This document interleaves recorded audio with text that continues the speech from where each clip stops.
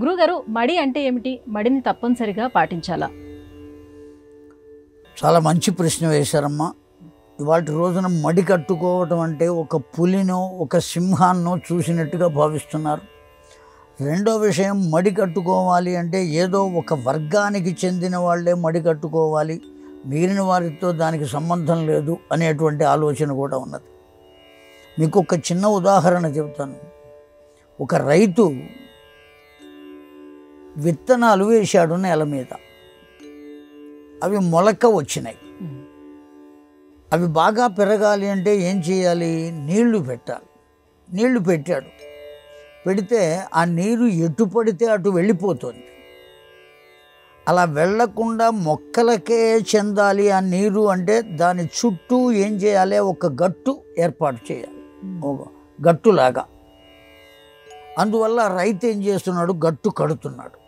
ఆ కడుతూ ఉన్న సమయంలో మనం అక్కడికి వెళ్ళి అతన్ని అడిగాం, ఏం చేస్తున్నావయ్యా అని అడిగాం.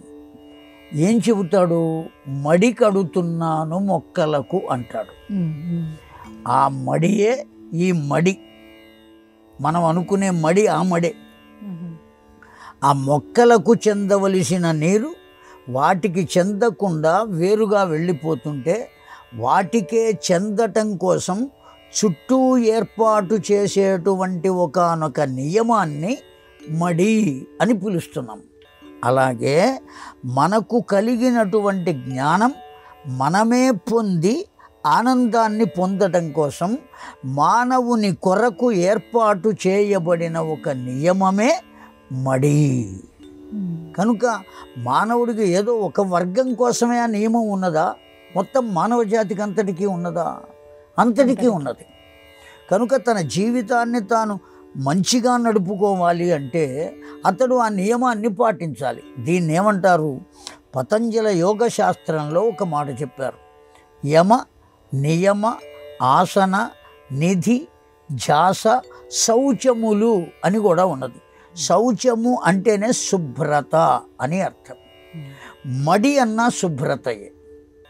ఉతికి ఆరవేసిన వస్త్రాన్ని కట్టుకోవటం, నీవు మడితో చేయవలసిన పనులు ఏవైతే ఉన్నాయో ఆయా కర్మలన్నీ కూడా ఇంకా ఎవరిని తాకకుండా చేయటం.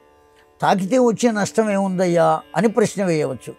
నువ్వు ఎవరిని తాకావో అతడు పవిత్రంగా ఉన్నాడో అపవిత్రంగా ఉన్నాడో ఏ విధంగా తెలుస్తుంది మనకు? అందువల్ల నీ జాగ్రత్తలో నువ్వు ఉండడం కోసం, నీ యొక్క శుభ్రత కోసం, నీ మంచి కోసం నీవు దాన్ని చేయాలి.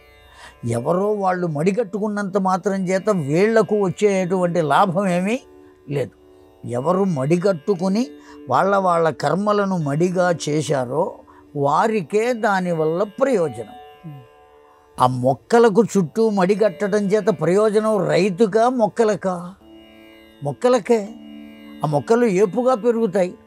అలాగే ఆ శుభ్రతను, శౌచము అనే దాన్ని ఎప్పుడైతే పాటిస్తామో అప్పుడు మాత్రమే మనం పొందినటువంటి జ్ఞానం కానీ, మనం పొందినటువంటి సత్వగుణం కానీ, మనం పొందినటువంటి భక్తి యోగం కానీ ఇవన్నీ కూడా మనకు ఉపకరిస్తాయి.